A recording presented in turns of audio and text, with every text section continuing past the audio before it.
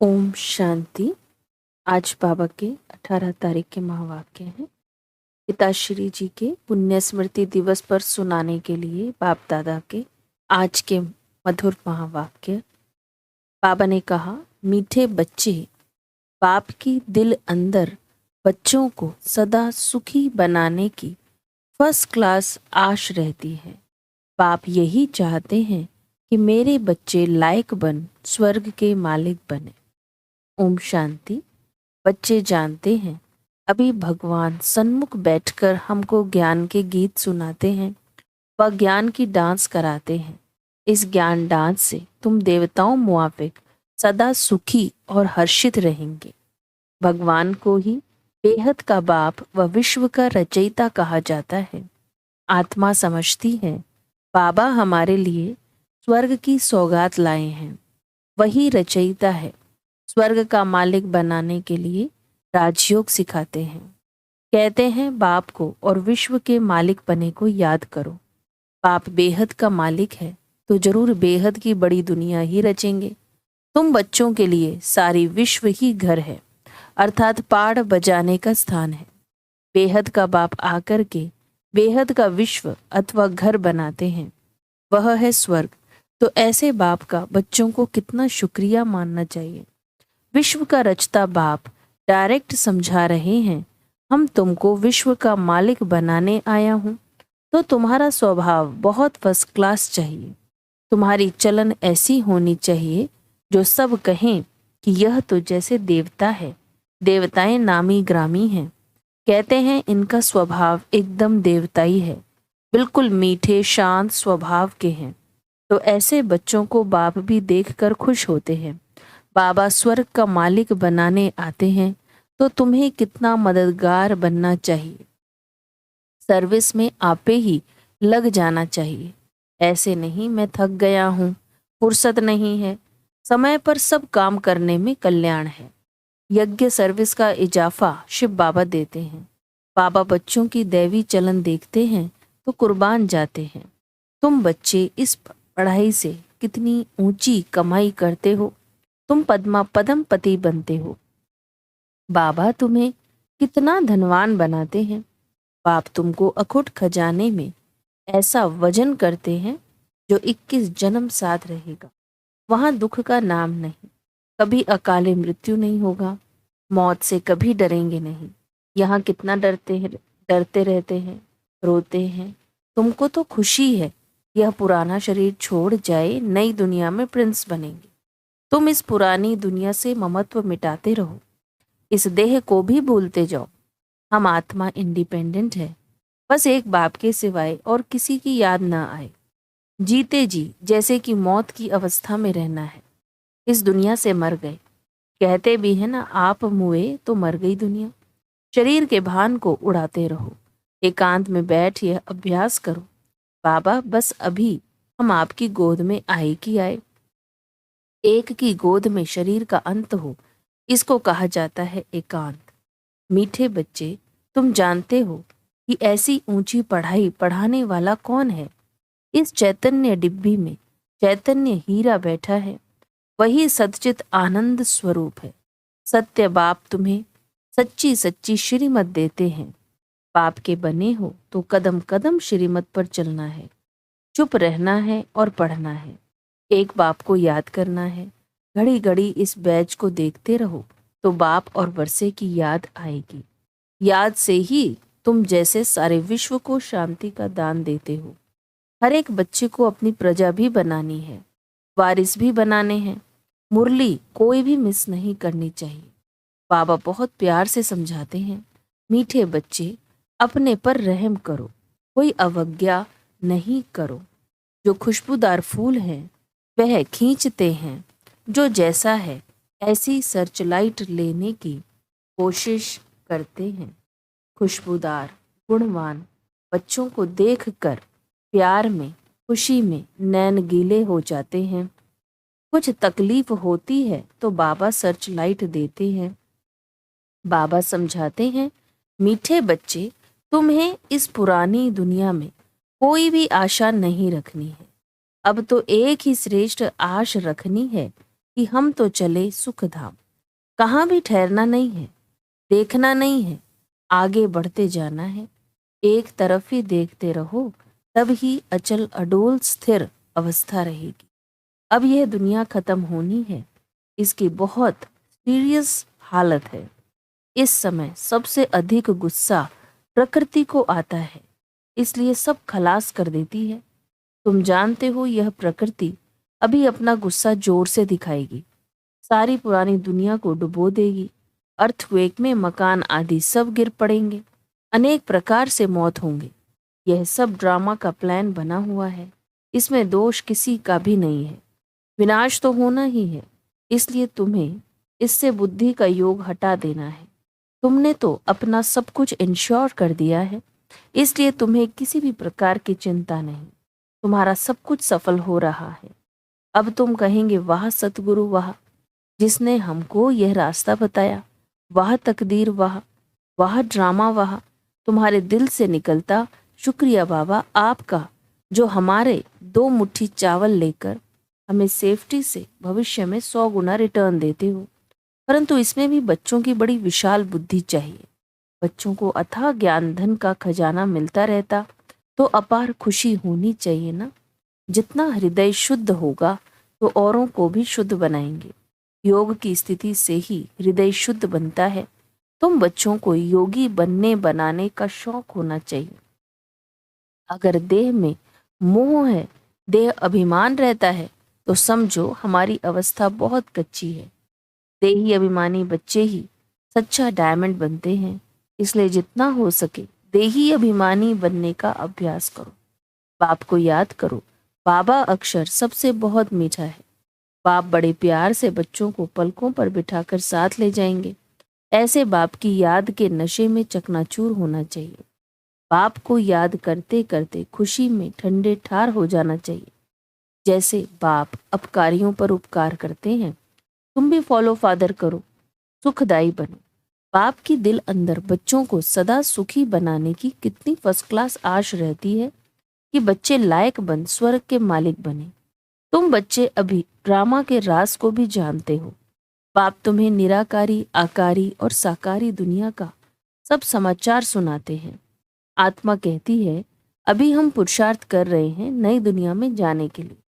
हम स्वर्ग में चलने लायक जरूर बनेंगे, अपना और दूसरों का कल्याण करेंगे। अच्छा, बाप मीठे बच्चों को समझाते हैं। बाप दुख हरता सुख करता है, तो बच्चों को भी सबको सुख देना है।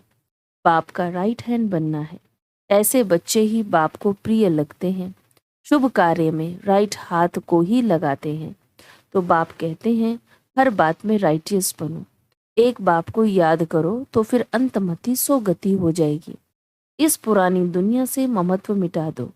यह तो कब्रिस्तान है। धंधाधोरी बच्चों आदि के चिंतन में मरे तो मुफ्त अपनी बर्बादी कर देंगे। शिव बाबा को याद करने से तुम बहुत आबाद होंगे। देह अभिमान में आने से बर्बादी हो जाती है, देही अभिमानी बनने से आबादी होती है। धन की भी बहुत लालच नहीं रखनी चाहिए। उसी फिक्रात में शिव बाबा को भी भूल जाते हैं। बाबा देखते हैं सब कुछ बाप को अर्पण कर फिर हमारी श्रीमत पर कहाँ तक चलते हैं। शुरू शुरू में बाप ने भी ट्रस्टी होकर दिखाया ना। सब कुछ ईश्वर अर्पण कर खुद ट्रस्टी बन गया। बस ईश्वर के काम में ही लगाना है। विघ्नों से कभी डरना नहीं चाहिए। जहाँ तक हो सके सर्विस में अपना सब कुछ सफल करना है। ईश्वर अर्पण कर ट्रस्टी बनकर रहना है। अच्छा, मीठे मीठे सिकिलदे बच्चों प्रति माता पिता बाप दादा का याद प्यार और गुड मॉर्निंग। रूहानी बाप की रूहानी बच्चों को नमस्ते। हम रूहानी बच्चों की रूहानी बाप दादा को याद प्यार, गुड मॉर्निंग, नमस्ते नमस्ते नमस्ते जी। फिर है बाबा के अव्यक्त महावाक्य और रिवाइज कोर्स की डेट है 15 अप्रैल 1974। क्या सभी उन्नति की ओर बढ़ते जा रहे हो? सदा लगन में मगन और विघ्न विनाशक, यह दोनों निशानियों का अनुभव में आता है।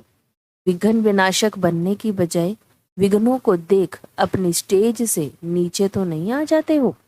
क्या अनेक प्रकार के आए हुए तूफान आपकी बुद्धि में तूफान तो पैदा नहीं करते हैं। जैसे कोई के द्वारा तोहफा मिलता है तो बुद्धि में हलचल नहीं होती बल्कि उल्लास होता है। इसी प्रकार आए हुए तूफान उल्लास बढ़ाते हैं या हलचल बढ़ाते हैं।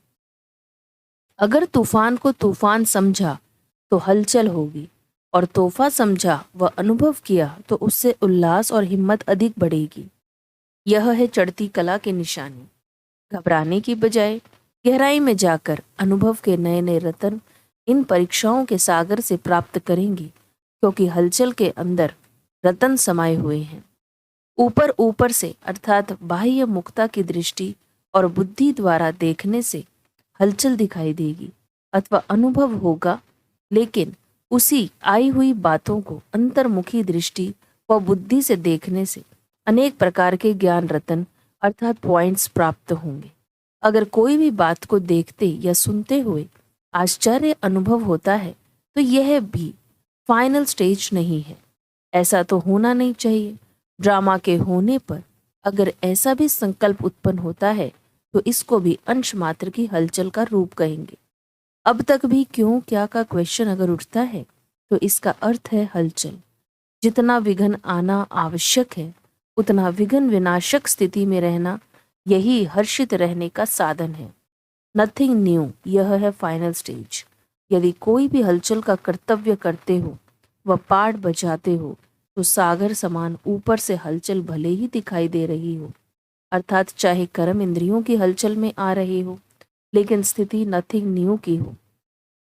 एकाग्र, एक रस, एकांत अर्थात एक रचयिता और रचना के अंत को जानने वाले त्रिकालदर्शी की स्टेज पर आराम से शांति की स्टेज पर स्थित हैं, या कर्म इंद्रियों की हलचल आंतरिक स्टेज को भी हिला देती है।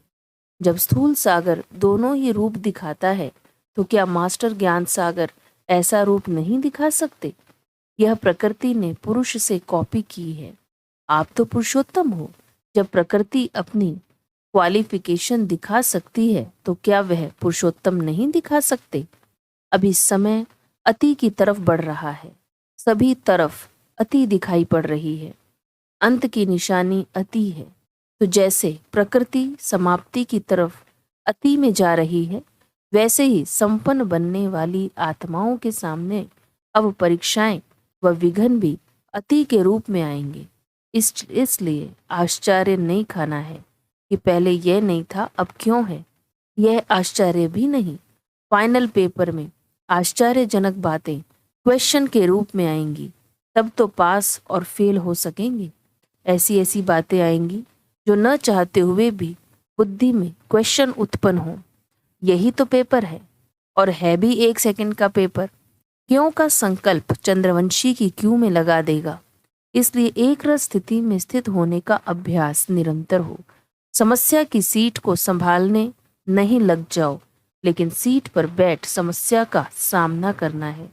अभी तक समस्या सीट की याद दिलाती है। विघ्न आता है तो विशेष योग लगाते हो और भट्टी रखते हो। इससे सिद्ध होता है कि दुश्मन ही शस्त्र की स्मृति दिलाते हैं, लेकिन स्वतः और सदा स्मृति नहीं रहती। निरंतर योगी हो या अंतर वाले योगी हो, टाइटल तो निरंतर योगी का है ना। दुश्मन आए ही नहीं, समस्या सामना न कर सके, सूली से कांटा बनना यह भी फाइनल स्टेज नहीं है। सूली से कांटा बने उसकी बजाय कांटे को योग अग्नि से दूर दूर से ही भस्म कर दे। कांटा लगे और फिर निकालो, यह फाइनल स्टेज नहीं है। कांटे को अपनी संपूर्ण स्टेज से समाप्त कर देना, यह है फाइनल स्टेज। ऐसा लक्ष्य रखते हुए अपनी स्टेज को आगे चढ़ती कला की तरफ बढ़ाते चलो। बड़ी बात को छोटा अनुभव करना, इस स्टेज तक नंबरवार यथाशक्ति पहुंचे हैं। अब पहुंचना वहां तक है जो कि अंश और वंश भी समाप्त हो जाए। आप सभी हिम्मत, उल्लास और सर्व के सहयोगी सदा रहते हुए चल रहे हो ना। कलयुगी दुनिया को समाप्त करने के लिए व परिवर्तन करने के लिए, माया को विदाई देने के लिए संगठन अर्थात घेराव डाला हुआ है ना। मजबूत घेराव डाला हुआ है या बीच बीच में कोई ढीले हो जाते हैं अथवा थक जाते हैं या चलते चलते रुक जाते हैं। न आगे बढ़ना न पीछे हटना, जैसे कि वैसे रहना, यह पाठ तो पक्का नहीं करते हो। समय धक्का लगाएगा तो चल पड़ेंगे, ऐसा सोचकर जहां के तहां रुक तो नहीं गए हो। किसी के किसी प्रकार के सहारे का इंतजार करते हुए खड़े तो नहीं हो गए हो। ऐसी स्टेज वालों को क्या कहेंगे? क्या इसको ही अंगद की स्टेज समझते हो? अगर ऐसे रुक गए तो फिर लास्ट वाले फास्ट चले जाएंगे। जब भी पहाड़ों पर बर्फ गिरती है और जम जाती है तो रास्ते रुक जाते हैं। फिर उस बर्फ को गलाने के लिए व उसे हटाने के लिए पुरुषार्थ करते हैं। यहाँ भी अगर बर्फ के मुआफिक जम जाते हो तो इससे सिद्ध होता है कि योग अग्नि की कमी है। योग अग्नि को तेज करो तो रास्ता क्लियर हो जाएगा। मिली हुई हिम्मत और उल्लास के पॉइंट्स बुद्धि में दौड़ाओ तो रास्ता क्लियर हो जाएगा। पुरुषार्थ की गति में अंगद बनो, माया से हार खाने में अंगद नहीं बनो, बल्कि विजयी बनने के लिए अंगद बनो। अच्छा, ऊंच से ऊंच बाप द्वारा पालना लेने वाले, विश्व की पालना करने वाले विष्णु कुल की श्रेष्ठ आत्माएं, प्रकृति को परिवर्तन करने वाली पुरुषोत्तम आत्माएं, विश्व के आगे साक्षात्कार मूर्त प्रसिद्ध होने वाली आत्माएं, योगी तू आत्माओं के प्रति बाप दादा का याद प्यार और गुड मॉर्निंग। वरदान है, सेवा में रहते संपूर्णता के समीपता की अनुभूति करने वाले ब्रह्मा बाप समान एग्जाम्पल भव। जैसे ब्रह्मा बाप सेवा में रहते, समाचार सुनते, एकांतवासी बन जाते थे, 1 घंटे के समाचार को 5 मिनट में सार समझ बच्चों को खुश करके अपनी अंतर्मुखी एकांतवासी स्थिति का अनुभव करा देते थे। ऐसे फॉलो फादर करो। ब्रह्मा बाप ने कभी नहीं कहा कि मैं बहुत बिजी हूँ, लेकिन बच्चों के आगे एग्जाम्पल बने। ऐसे समय प्रमाण अभी इस अभ्यास की आवश्यकता है। दिल की लगन हो तो समय निकल आएगा और अनेकों के लिए एग्जाम्पल बन जाएंगे। स्लोगन है, हर कर्म में कर्म और योग का अनुभव होना ही कर्म योग है। अव्यक्त साइलेंस द्वारा डबल लाइट फरिश्ता स्थिति का अनुभव करने के लिए आज का अभ्यास है, सदा यही लक्ष्य याद रहे कि हमें बाप समान बनना है। तो जैसे बाप लाइट है, वैसे डबल लाइट। औरों को देखते हो तो कमजोर होते हो, इसलिए सी फादर फॉलो फादर करो। उड़ती कला का श्रेष्ठ साधन सिर्फ एक शब्द है, सब कुछ तेरा। मेरा शब्द बदलकर तेरा कर दो। तेरा हूं तो आत्मा लाइट है, और जब सब कुछ तेरा है तो लाइट हल्के बन जाओ। अच्छा, ओम शांति।